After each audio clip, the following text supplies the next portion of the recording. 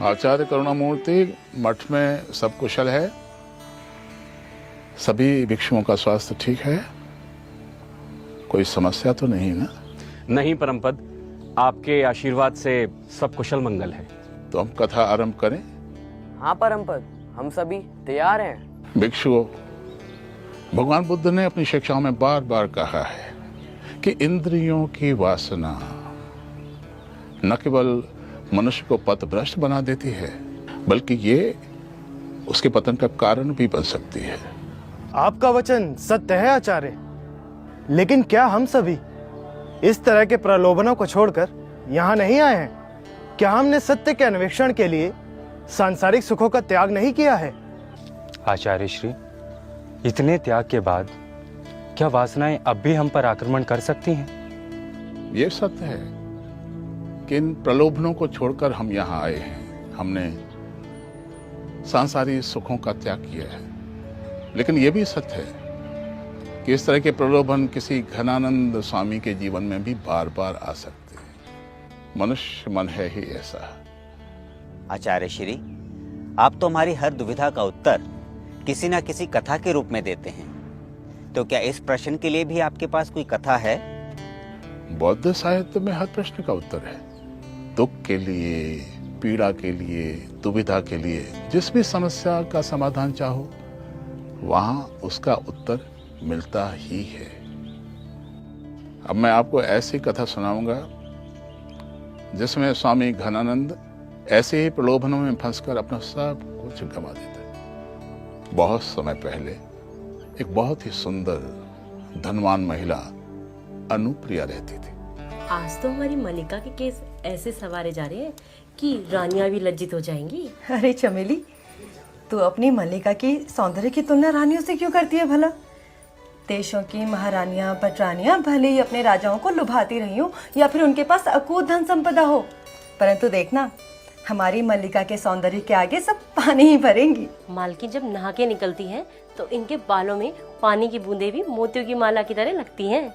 सच कहती हो, मैंने स्वयं मल्लिका के केशों में फूलों की वेणियां लगाई हैं, और उन वेणियों के फूल भी अपने आप को भाग्यवान समझते होंगे कि सौंदर्य की स्वामिनी का स्पर्श तो हुआ।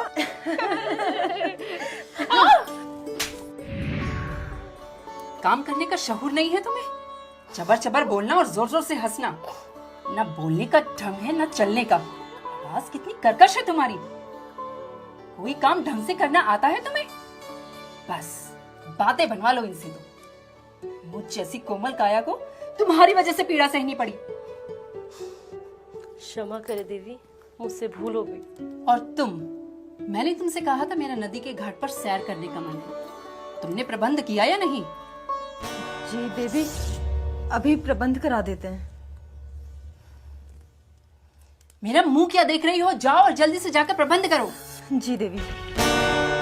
अनुप्रिया थी तो बहुत सुंदर युवती, हर तरह का सौंदर्य था उसके पास, तीखे नैनों से लेकर मधुर आवाज, लेकिन उसका मन बहुत कुरूप था। इतना सुंदर दृश्य तो मैंने जीवन में पहले कभी देखा ही नहीं। सांझ ढल रही है, पंछी अपने घोंसलों की तरफ जा रहे हैं। नदी का पानी कल कल की आवाज कर रहा है। नदी का पानी जब तल के पत्थरों से टकराता है तो संगीत जैसा ही तो लगता है। जीवन के तीव्र धारा की तरह ही है नदी की धारा, है ना? हाँ देवी, बिल्कुल सत्य ही कहा आपने। इतना मनोरम दृश्य तो हमने पहले कभी नहीं देखा। पर भला ये दृश्य आपसे अधिक सुंदर कहाँ? सही कह रही हो चंपा, ईश्वर ने आपको अद्भुत काया और सौंदर्य दिया है। नहीं, मैं चाहती हूँ मेरा जीवन भी इस नदी की धारा की तरह तीव्र हो जाए, जो अपने साथ हर चीज बहा कर ले जाए, और मैं भी इस धारा की तरह बहती जाऊं, बहती जाऊं, बहती ही जाऊं। तो देवी, आपकी आकांक्षा हम पूरी कर देते हैं।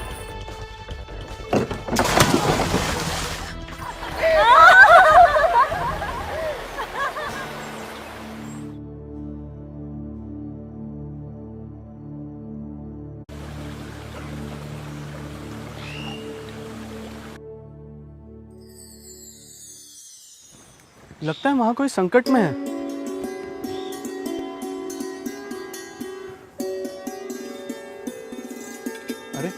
इनकी नाड़ी तो अभी चल रही है।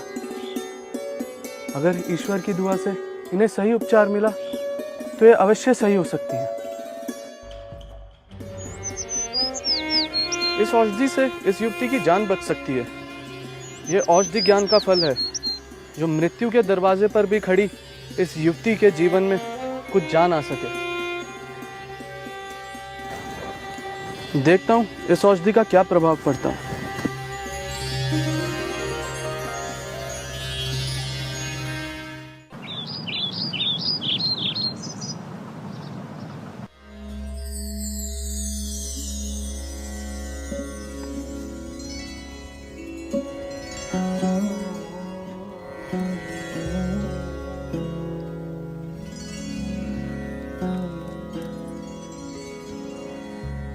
स्वामी जी, आंखें खोलिए।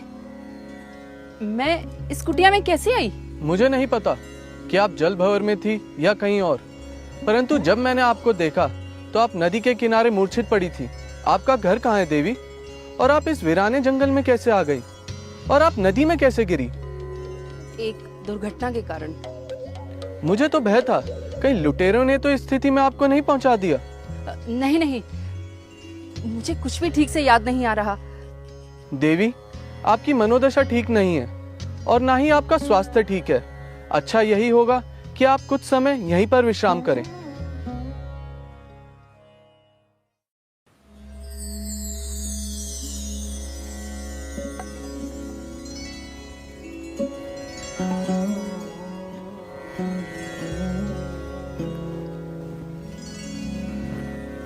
देवी, इस पात्र में औषधि और इसमें गर्म दूध है। ये औषधि खाकर और ये दूध पीकर आप अंदर कुटिया में विश्राम कर लीजिए। और आप स्वामी जी? मैं तो सन्यासी हूँ, बाहर ही विश्राम कर लूंगा। किंतु आप इस कुटिया में भी विश्राम कर सकते हैं, यहाँ पर्याप्त स्थान है। ये संभव नहीं देवी। हम सन्यासी किसी महिला के साथ एक ही छत के नीचे नहीं रह सकते। ये हमारे सिद्धांतों और शिक्षा के विरुद्ध है। आप अतिथि हैं और कहा गया है अतिथि देवो भव। आप विश्राम करें, तब तक मैं जंगल से जाकर जड़ी बूटियां ले आता हूँ। जी।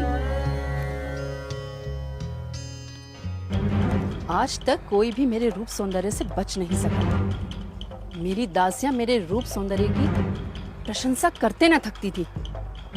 वो कहती थी मेरा रूप सौंदर्य अप्सराओं से भी बढ़कर है। मुझ जैसी सुंदर तो महाराजाओं की पटरानियां भी नहीं हैं। इस भक्कड़ सन्यासी ने इधर निगाह क्यों नहीं डाली? इस सन्यासी ने मेरे रूप सौंदर्य की उपेक्षा की है। मैं भी देखती हूँ ये स्वामी घनानंद मेरे मायाजाल से कैसे बचता है।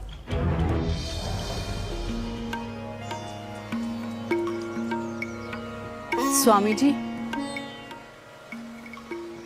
अब आप स्वामी जी नहीं, मेरे स्वामी हैं। आपने मेरे प्राणों की रक्षा की, मुझे आश्रय दिया, मेरा उपचार किया। अब मैं यही रहूंगी। मैं आपकी खूब सेवा करूंगी। मैं आपके चरणों की दासी बनकर रहूंगी। देवी, ये सत्य है कि मैंने अपने पूरे जीवन में तुम जैसी सुंदर स्त्री नहीं देखी। तुम्हारे हर आभाव में प्रेम है, सुंदरता है। तुम्हारे चलने में विशेषता है, तुम्हारे बोलने में प्रवीणता है। तुम जैसी सुंदर स्त्री को पाकर मैं खुद को भाग्यवान समझता हूँ। मुझे नहीं पता कि मेरा सन्यास मुझे इस बात की अनुमति देगा या नहीं, परंतु मेरे हृदय में अब तुम ही अंकित हो। तुम ही मेरा सर्वस्व हो।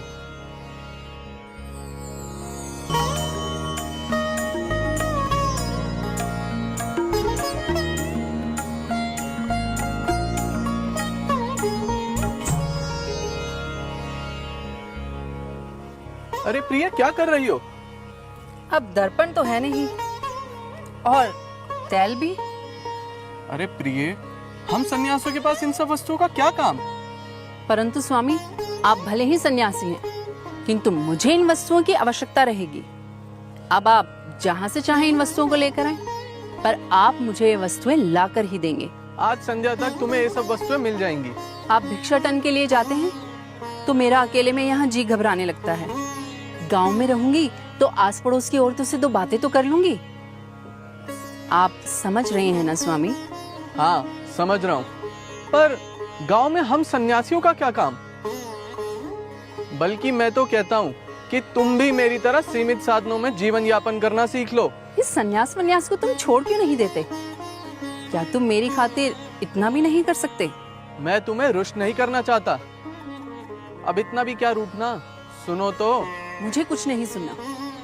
अगर आपके लिए मेरी कही बातों का कोई मोल नहीं, तो मेरा क्या कहना और क्या सुनना, क्या रूठना और क्या मनाना।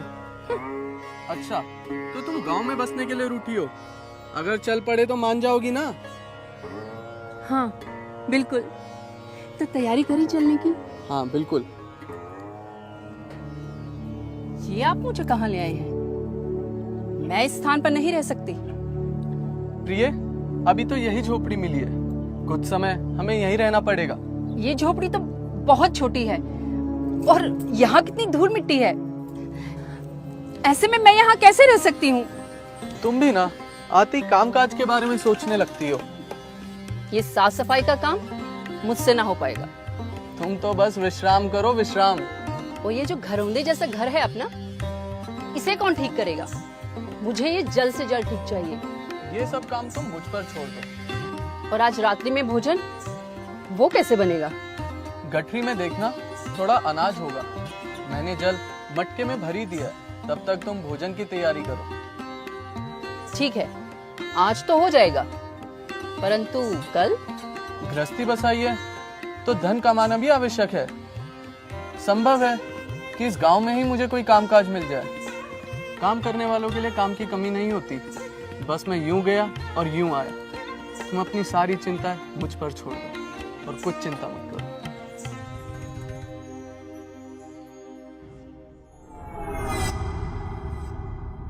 जाओ, लूट लो सारे गांव।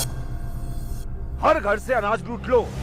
किसी भी घर में एक सेर अनाज नहीं बचना चाहिए। हर चीज पर सिर्फ हमारा अधिकार है, सिर्फ हमारा।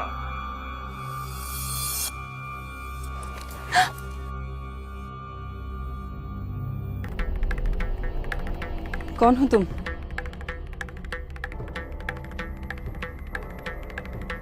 मोहर सिंह, डाकू मोहर सिंह के नाम से जानते हैं लोग हमें। हमने तुम्हारा क्या बिगाड़ा है? आहा, ऐसा रूप सौंदर्य है, ऐसा लगता है कि मानो कोयले की खान में से हीरा चढ़ के आ रहा हो। अब तक कहाँ छुपा के रखा था ये हीरा गांव वालों ने, हैं? अच्छा एक बात बोलें, किसी अप्सरा से कम नहीं लगती हो। नाम क्या है तुम्हारा? अनुप्रिया। बस आज से तुम हमारी प्रिया। मोहर सिंह, इसे छूने की कोशिश मत करना। हैं?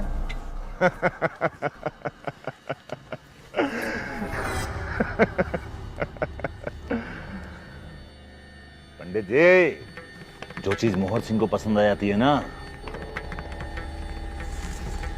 वो चीज मोहर सिंह की हो जाती है, और नहीं तो किसी की भी नहीं होती, समझा? और ऐसी रूपसी पर तो सिर्फ और सिर्फ मोहर सिंह का हक है, समझा? नहीं, तुम ऐसा नहीं कर सकते। बंद करो इसका। ये क्या कर रहे हैं आप? इन्हें छोड़ दो।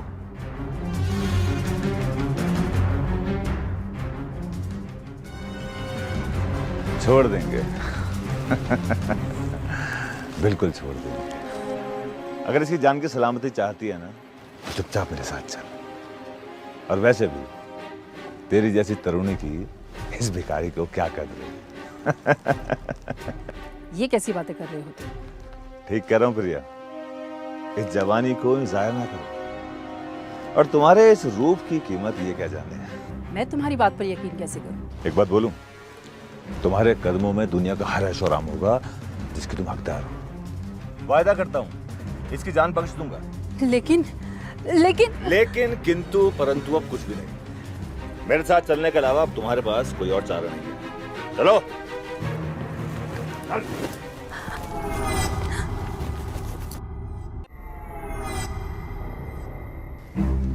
प्रिय, जिसने भी सर उठाया हमने उसका फन कुचल दिया। इस पूरे क्षेत्र में तुम्हारे दास के नाम का डंका बजता है। राह चलता यात्री भी तुम्हारे इस दास का नाम सुनकर अपनी पोटली छोड़कर भाग जाता है। ये सारा खजाना तुम्हारे इस दास ने अपनी ताकत से अर्जित किया है, और जिस पर अब सिर्फ तुम्हारा अधिकार है। सरदार, तो ये सारा धन, सारे आभूषण मेरे होंगे? हाँ, तुम्हारे हो सकते हैं, अगर तुम मेरी रानी बनना मंजूर करो।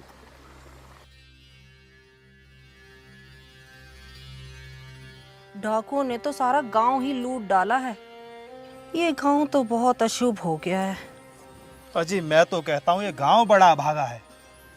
हमारे जीवन भर की अर्जित की हुई कमाई लूट ली गई, और तो राज की सेना भी हमारी नहीं सुनती। अब हमारे पास खाने के लिए भी कुछ नहीं बचा। इस गांव में रहकर अब फायदा ही क्या? हमें यहाँ से कहीं दूर जाकर नया जीवन शुरू करना होगा। हाँ, आप सभी का फैसला सही है, पर मैं यहीं रहकर अपनी पत्नी अनुप्रिया की प्रतीक्षा करूंगा। ये मोहर सिंह आदमी नहीं है, दानव है, दानव। अजी हमारा तो कर्तव्य था इन्हें इस बात की जानकारी देना और अपने साथ चलने के लिए कहना। हाँ भैया, सही कहते हो, पर अब ये खुद ही अपनी जान देने पर उतारू है, तो क्या किया जा सकता है? सरदार, सारे गांव वाले गांव छोड़कर भाग रहे हैं। जिसके पास जो भी था लेके भाग निकला। सरदार, अभी एक आदमी है जो गांव में टिका हुआ है। वो अपनी पत्नी का इंतजार कर रहा है।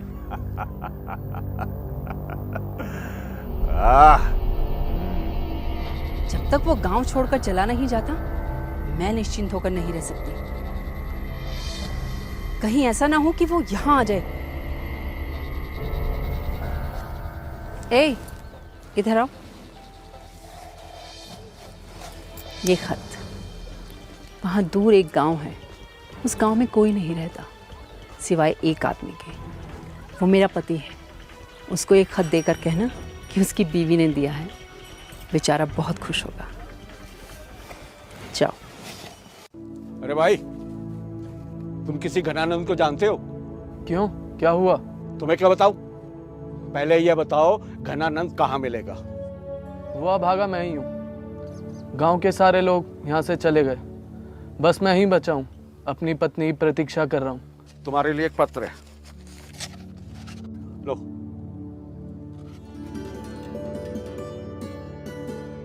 प्रिय स्वामी, मैं तुम्हारी प्रतीक्षा कर रही हूँ। तुम यहाँ आ जाओ। मुझे डाकुओं के सरदार का पूरा भरोसा हासिल है। तुम यहीं छिप जाना, और मौका मिलते ही हम उस दुष्ट सरदार को मौत के घाट उतारकर यहाँ से भागने में सफल हो जाएंगे। इस चिट्ठी में मैंने डाकुओं के ठिकाने का पूरा नक्शा बना दिया, जिससे तुम आसानी से अंदर आ सको। क्या बात है बेटी? आज तुम बहुत चिंतित दिखाई दे रही हो। सरदार, वो जो गांव में एक अकेला आदमी रह गया है, वो मेरा पति है। वो मुझे हर हाल में वापस ले जाना चाहता है।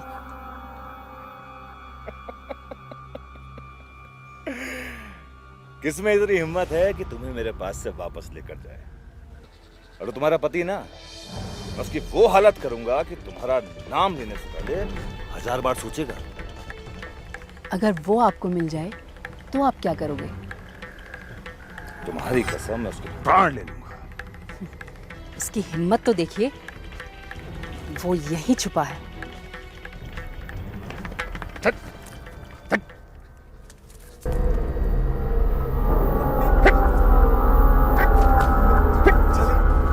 झूठी, कपटी, छली, मिथ्यावादी। तेरे जीवन की घड़ियां अब समाप्त होने वाली हैं, लेकिन मरने से पहले तू मुझे एक बात बता। तू चीखने चिल्लाने की जगह बार बार कपटी, छली, मिथ्यावादी और झूठी को बोल रहा था। बोल। एक दिन तुम भी ये शब्द दोहराओगे। पहेलियां मत बुझा, बिल्कुल साफ साफ बता।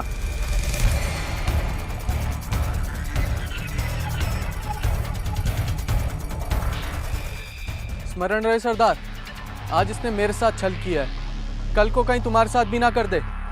सरदार, यही समय है इस अवरोध को रास्ते से हटाने का। ऐसा मौका बार बार नहीं मिलेगा। सही कहा तुमने। कपटी, धूर्त धोखेबाज, अगर तू स्त्री ना होती ना तो मैं भी तेरे प्राण ले लेता। चली जा यहां से, चली जा।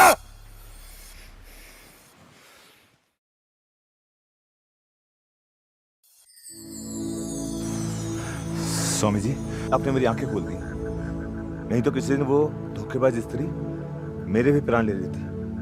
मैं आपकी इस कृपा का सदैव आभारी रहूंगा। अच्छा, अब मैं चलता हूँ। लेकिन आप जाएंगे कहाँ? सारा गांव तो खाली हो चुका है। अनुप्रिया के लोभ में मैंने अपना स्वामी घनानंद जीवन छोड़ा। अब वापस जाकर मैं अपने जीवन की शुरुआत करूंगा। आप तो ज्ञानी हैं। इस पूरी घटना ने मेरी आंखें खोल दी। मुझे इस दस्यु जीवन की कुरूपता से घृणा होने लगी है। मैं चाहता हूं कि आप मुझे अपना शिष्य बना लें और अपने साथ आश्रम में ले चलें। मैं आपकी सेवा करना चाहता हूं, मुझ पर कृपा कीजिए।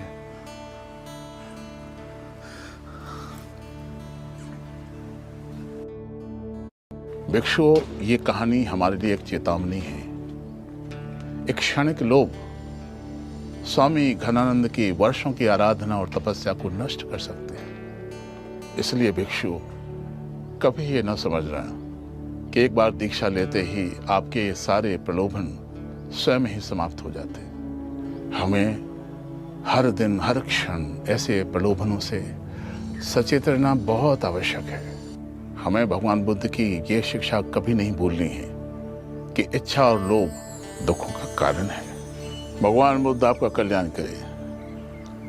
ओम मणि पद्म ओम, ओम मणि पद्म ओम।